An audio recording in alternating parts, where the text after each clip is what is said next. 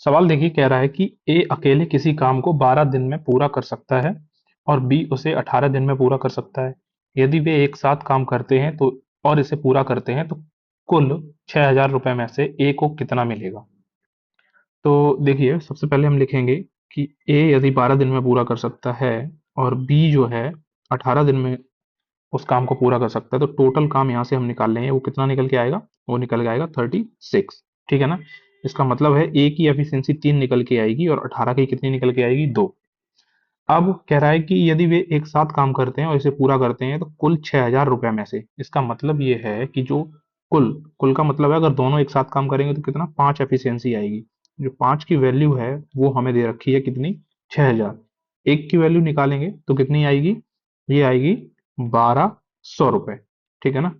एक की वैल्यू इतनी आ गई। पूछ क्या रहा है, पूछ रहा है कि ए को कितना मिलेगा। तो ए की क्षमता कितनी है, उसी के हिसाब से उसे पैसा मिल जाएगी। ए की क्षमता है 3, तो 3 की वैल्यू कितनी हो जाएगी, 3 इंटू 1200, 12×3 = 3600, मतलब 3,600 रुपये। ठीक है ना। ये इसका आंसर आ जाएगा। इसका आंसर क्या होगा, डी। अगला क्वेश्चन देखते हैं। सवाल कह रहा है कि ए एक काम को 24 दिन में पूरा कर सकता है और बी उसी काम को 36 दिन में पूरा कर सकता है। वे एक साथ काम करना शुरू करते हैं, लेकिन ए केवल 4 दिन के लिए काम करता है। शेष काम बी द्वारा पूरा किया जाता है। ठीक है। आगे कह रहा है यदि काम को पूरा करने का ठेका, लैंग्वेज बहुत ध्यान से पढ़नी है हम लोगों को। काम को पूरा करने का ठेका 4,800 रुपए का है, तो बी का हिस्सा ज्ञात करें। देखिए भाई, जो ए है 24 दिन में काम कर रहा है, वहीं बी जो है वो 36 दिन में काम को कर सकता है। वे एक साथ काम करना शुरू करते हैं, एक साथ काम करना शुरू करते हैं। ठीक है। एक साथ काम करना शुरू करते हैं, लेकिन ए 4 दिन के लिए काम करता है। ठीक है। तो यहां से हमने टोटल काम निकाल लिया 72, और ये कितनी बार जाएगा, 3 बार, ये 2 बार। इसका मतलब है ए की एफिशिएंसी निकल के आई है 3, बी की निकल के आई है 2। कह रहा है ए केवल 4 दिन के लिए काम करता है। तो पहले तो ये समझिए, ए जो है वो केवल 4 दिन काम कर रहा है। ठीक है।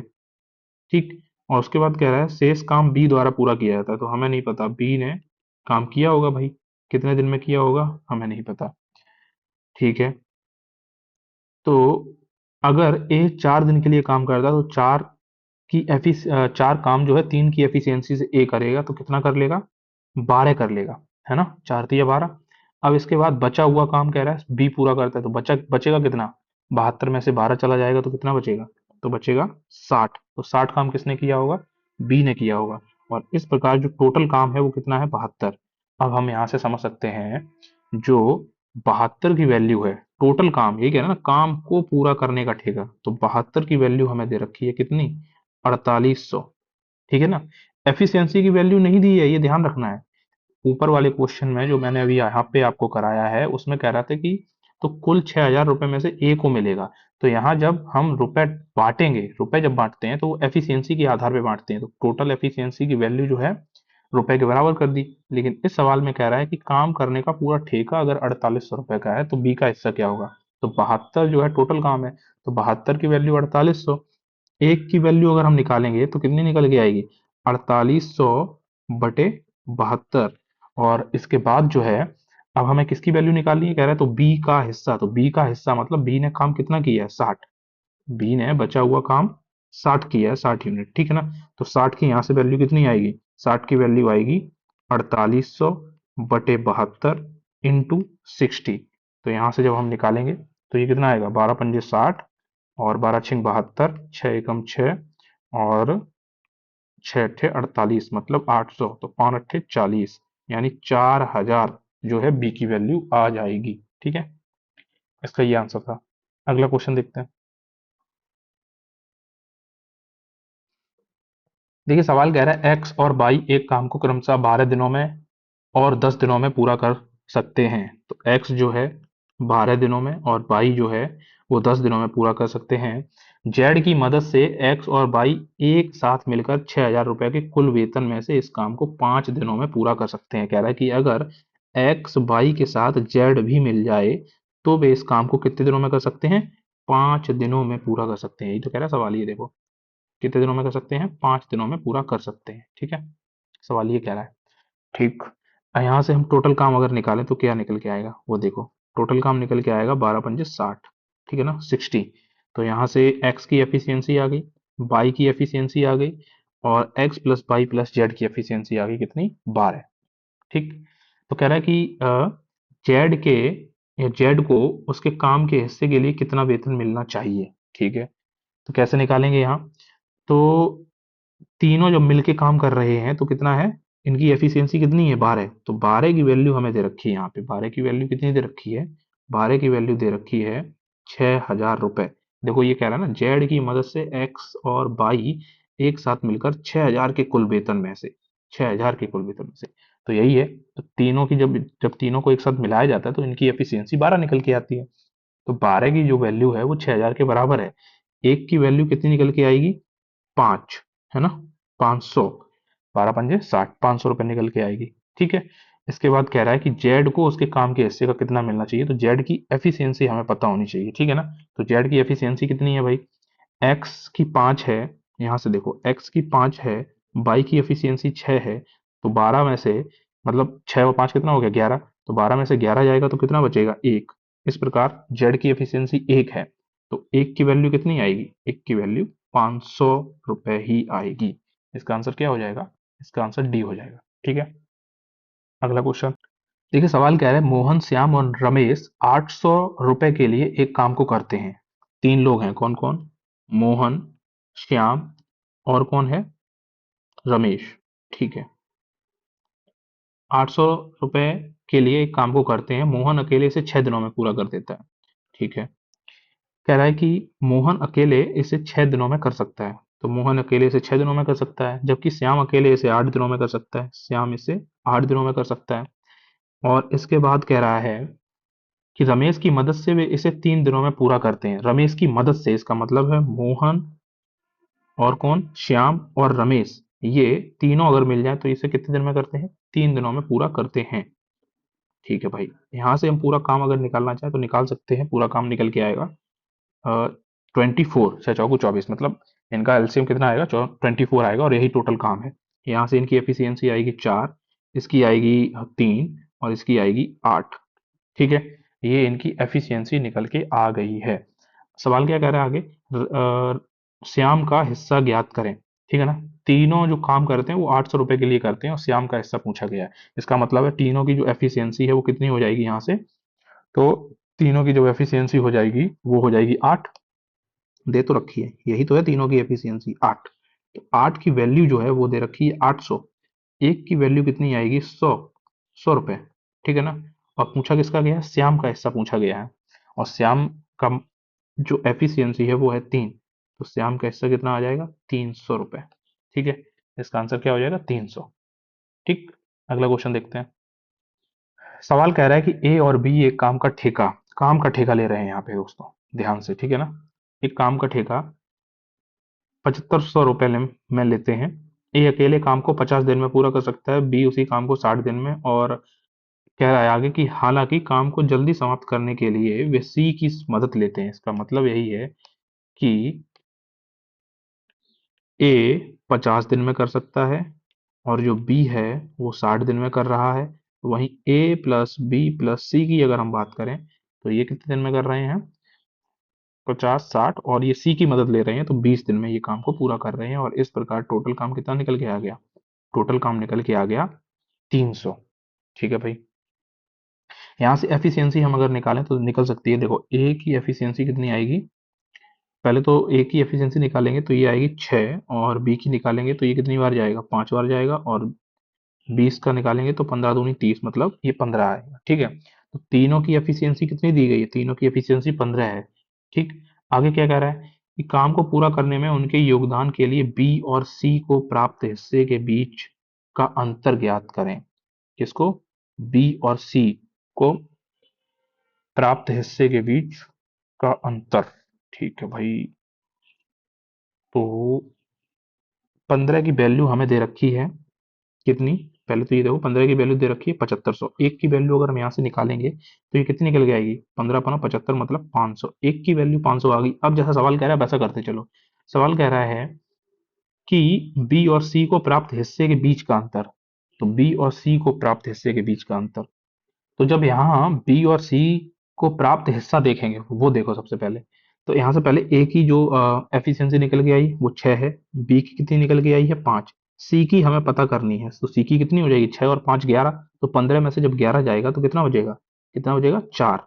अब कह रहा है कि बी और सी को प्राप्त हिस्से के बीच का अंतर, तो इनका अंतर देखो भाई, इन दोनों का अंतर कितना आएगा 1, इसी की वैल्यू हमें ज्ञात करनी है। तो 1 का मान कितना आ गया 500, बस यही इसका आंसर हो जाएगा सीधा सीधा। तो इसका आंसर क्या हो जाएगा 500, ठीक, यही आंसर है इसका। अगला क्वेश्चन देखते हैं। सवाल कह रहा है कि ए बी और सी अलग अलग तौर पर क्रमशः 15 20 और 12 दिनों में एक काम को पूरा कर सकते हैं। ए बी और सी ने एक साथ काम शुरू किया, लेकिन ए ने काम पूरा होने के 6 दिन पहले छोड़ दिया, बी ने 4 दिन पहले छोड़ दिया। यदि कुल काम के लिए 1500 रुपए का वेतन दिया गया है तो ए और बी का कुल हिस्सा ज्ञात करो। देखिए भाई इसको कैसे करेंगे।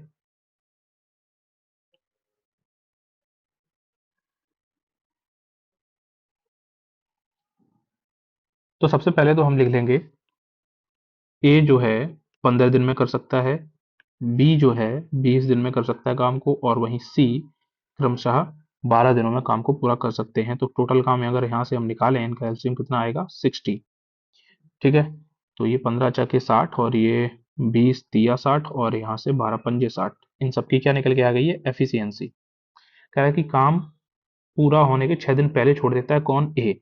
तो भाई पहले तो इनको क्या करो, काम ना छुड़वाओ। मैंने बोला जब भी काम छोड़ के जाए उनको काम पूरा कराओ, काम छुड़वाओ मत। तो अगर ए पूरा काम करता, ठीक है ना, यहाँ हम लिखें यदि पूरा काम करते, ठीक है, यदि पूरा काम करते तो ए जो है अपनी 4 की एफिशिएंसी के साथ कितने दिन 6 दिन पहले छोड़ देता, 6 दिन और करता, तो इसका मतलब है ये 24 यूनिट काम और कर देता, है ना। ठीक इसी प्रकार यदि बी जो है अपनी 3 एफिशिएंसी के साथ कितने दिन 4 दिन पहले छोड़ रहा है ना, तो 4 दिन और करता, तो कितना होता 12 यूनिट और काम करता ये, ठीक है ना। तो अब ये 24 और 12 अगर हम 60 में जोड़ देंगे तो टोटल निकल के आ जाएंगे कितना काम था, कितना टोटल काम एक्चुअल में बन रहा था। तो देखिए इन दोनों में हम क्या ऐड कर देंगे 60, तो यहाँ से कितना निकल के आ जाएगा, ये निकल के आएगा 60 70 72 और ये 96 यूनिट जो है टोटल काम है। और अब टोटल क्षमता निकाल लो, ठीक है। तो टोटल क्षमता कितनी होगी 4 3 7 और 5 12, ठीक है ना। ये इनकी क्या है टोटल क्षमता है। अगर हम इससे भाग दे देंगे इसमें, तो 12 8 96, अगर ये सब लोग काम करते रहते तो 8 दिन में जो है काम समाप्त हो जाता, ठीक है ना। आगे कह रहा है कि यदि कुल काम के लिए 1500 रुपए का वेतन हो, कुल काम के लिए, तो ए और बी का कुल हिस्सा ज्ञात करो। लेकिन हो क्या रहा है, हो ये रहा है बट, यहां लिखते हैं बट, किंतु, ठीक है, क्या हो रहा है वो देखो। ए जो है 6 दिन पहले काम छोड़ रहा है ना, 6 दिन पहले काम छोड़ रहा है, इसका मतलब है उसने काम कितने दिन किया, केवल 2 दिन। तो यहां हम सीधा सीधा लिख रहे हैं ए ने काम किया है 2 दिन, ए ने 2 दिन काम किया, ठीक है ना। तो 2 दिन कितने एफिशिएंसी के साथ किया उसने, 4 एफिशिएंसी के साथ किया। तो इसका मतलब ये है कि ए कितना यूनिट काम कर देगा 8 यूनिट, ठीक, ए 8 यूनिट काम कर देगा। वहीं अगर हम बी की बात करें यहाँ पर, तो बी जो है कितने दिन 4 दिन पहले छोड़ जाता है, तो 8 में से 4 जाएगा तो कितना बचेगा, 4 दिन वो काम करेगा और कितनी एफिशिएंसी के साथ 3 की एफिशिएंसी के साथ। तो बी जो टोटल काम करेगा वो कितना करेगा 12 यूनिट, ठीक है ना। इसके बाद अगर हम निकालें सी, तो सी तो है काम छोड़ के जा नहीं रहा है, तो सी 8 दिन काम करेगा पूरे और कितनी एफिशिएंसी के साथ 5 की एफिशिएंसी के साथ। इसका मतलब है 8 पंजे 40 यूनिट वो काम करेगा टोटल, ठीक है ना। यहाँ से अगर हम काम का रेशियो ले लें तो निकल के आ जाएगा कितना, 4 दूनी 8, 4 तिया 12 और ये 10 बार, ठीक है ना, 2 3 और 10, ये इनका क्या आ जाएगा रेशियो। और अगर टोटल देखा जाए तो 10 3 13 और 2 कितना हो जाएगा 15, तो 15 यूनिट जो है टोटल काम है। और इसी काम के लिए कह रहा है कि कुल काम के लिए 1500 रुपए का वेतन दिया जाता है। तो 15 यूनिट की वैल्यू जो है 1500 रुपए के बराबर है। एक यूनिट की अगर हम वैल्यू निकालें तो कितनी निकल के आ जाएगी 100। और पूछ रहा है कि ए और बी का कुल हिस्सा, तो ए और बी मतलब 2 और 3 मतलब 5, तो 5 का हिस्सा कितना हो जाएगा? 5 का हिस्सा कितना हो जाएगा? 500 हो जाएगा, ठीक है ना, 500 रुपए। ये सवाल जो है ना, ये सवाल के जो ऑप्शंस हैं ये आयोग ने गलत दिए थे, ये ध्यान रखना है। ये सवाल के आंसर जो हैं आयोग ने गलत दिए थे, ठीक। वो अगर ये पूछता सवाल में कि सी का हिस्सा कितना है, ये जो है, ये ये जो है ए और बी का हिस्सा है, ध्यान रखना, ए व बी का हिस्सा। अगर सवाल ये कहता अगर सवाल ये कहता कि सी का हिस्सा कितना है, तो सी का हिस्सा है 10, तो सी का हिस्सा है 10 की वैल्यू कितनी हो जाएगी? ये 100, 10 की वैल्यू हो जाती, 10 में हम 10 का गुणा करते तो ये होता है 1000, तो ये होता सी का हिस्सा, ठीक, ध्यान रखना है, ठीक है। तो इसका आंसर जो है, ऑप्शन तो गलत दिए गए हैं, तो आप देख सकते हैं ए और बी का हिस्सा यहाँ दिया जाएगा और जो सी का हिस्सा है वो यहाँ दिया गया है, ठीक। इस तरह से ये सवाल करेंगे। अगला क्वेश्चन देखते हैं। एक्स और वाई एक काम को क्रमशः 12 दिनों और 10 दिनों में पूरा कर सकते हैं। जेड की मदद से एक्स और वाई एक साथ मिलकर 6000 रुपए के कुल वेतन में इस काम को 5 दिनों में पूरा कर सकते हैं। तो जेड को उसके काम के हिस्से के लिए कितना वेतन मिलना चाहिए? सवाल अच्छा है। कह रहा है कि एक्स और जो वाई हैं ये काम को 12 दिनों में और 10 दिनों में कर सकते हैं। यदि वो जेड की मदद लेते हैं, मतलब X plus Y plus Z की मदद लेते हैं, तो काम को 5 दिनों में पूरा कर सकते हैं। तो यहाँ कितना आ जाएगा? 5 दिनों में पूरा कर सकते हैं, ठीक। टोटल काम हम यहाँ से निकाल लेते हैं भाई। टोटल काम कितना निकल के आएगा? ये देखो, टोटल ये काम निकल के आएगा, एक सेकेंड, 60। टोटल काम कितना आएगा? 60 आएगा, ठीक है। तो यहाँ से एफिशिएंसी निकालेंगे ये, तो कितना आ जाएगा? एफिशिएंसी आएगी तीनों की मिला के 12, ठीक। और यहाँ से अगर प्रत्येक की एफिशिएंसी देखें तो एक्स की 5 है, वाई की 6 है, तो बचा हुआ जेड की कितनी आएगी? 1 आएगी, है ना। आगे सवाल क्या कह रहा है कि जेड को उसके हिस्से के लिए कितना वेतन मिला?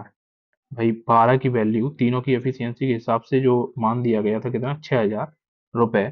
एक की वैल्यू आएगी 500, और जेड का अगर हिस्सा पूछा जाए तो कितना आएगा? 500 ही आएगा। क्या ये सवाल करा चुका हूं मैं पहले? इसका आंसर क्या हो जाएगा? इसका आंसर हो जाएगा सी, ठीक है। लगता है ये सवाल हो चुका है, देखते हैं कहाँ हुआ है। 500 जेड का हिस्सा, एक्स बाई जेड, ये है तो सवाल, ठीक है ना। ये सवाल अभी कराया, लगभग वही सवाल दोबारा रिपीट हो गया, ठीक। तो कोई बात नहीं। इस तरह से मैंने आपके जितने भी टाइप बन रहे थे टाइम एंड वर्क में, वो सारे खत्म करा दिए हैं, ठीक है। इनको बार बार पढ़िए, बार बार रिवीजन करिए, प्रैक्टिस करिए, आपको चीजें अच्छे से समझ आ जाएंगी। सारे टाइप की प्रैक्टिस कर लीजिए, लगभग हूबहू सवाल आपको ऐसे ही मिलेंगे, बस डेटा चेंज होता रहेगा। चलिए ठीक है, मिलते हैं एक नई वीडियो में। अगर आपको ये वीडियो अच्छी लगी हो तो प्लीज कमेंट जरूर करना, ठीक है ना। आपको हेल्प होती है तो जरूर कमेंट करना, और चैनल को सब्सक्राइब करो, थोड़ा वीडियो को शेयर भी कर दो।